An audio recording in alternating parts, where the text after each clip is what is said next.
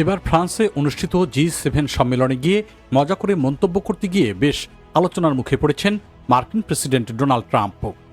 আমি বস, এটা মনে রেখো। ট্রাম্পের এমন মন্তব্য সামাজিক যোগাযোগ মাধ্যম থেকে শুরু করে বিভিন্ন আন্তর্জাতিক সংবাদ মাধ্যমেও ব্যাপকভাবে প্রচারিত হওয়ার পর এ নিয়ে বিশ্বজুড়ে শুরু হয়েছে তোলপাড়। অবশেষে এ বিষয়ে মুখ খুলেছেন ট্রাম্প নিজেই।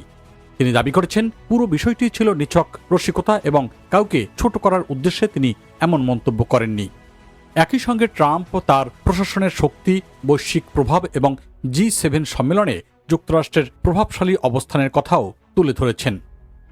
মার্কিন সংবাদ মাধ্যম এক্সিওসকে দেওয়া এক সাক্ষাৎকারে প্রেসিডেন্ট ডোনাল্ড ট্রাম্প বলেছেন তিনি কাউকে নিজের অধীনস্থ হিসেবে দেখতে চাননি, বরং পরিবেশটি তার কাছে মজার মনে হওয়ায় তিনি হালকা রসিকতার ছলে মন্তব্যটি করেছিলেন। ট্রাম্প বলেছেন, আমি শুধু মজা করেছিলাম, আমি সত্যিই বস হওয়ার চেষ্টা করিনি।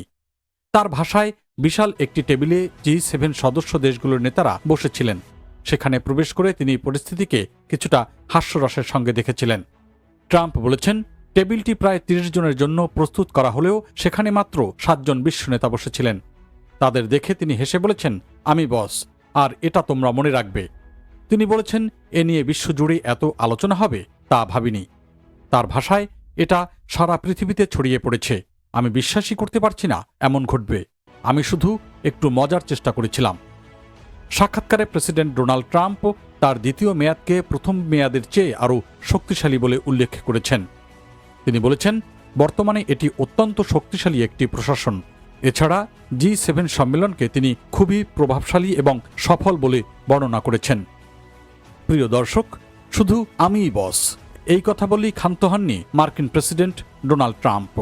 সমালোচিত হয়েছেন ইতালির প্রধানমন্ত্রীকে নিয়ে মন্তব্য করেও। এ বিষয়ে বিস্তারিত মজার তথ্য জানতে কমেন্ট বক্সে দেওয়া লিঙ্কে ভিডিওর দ্বিতীয় পর্ব দেখুন।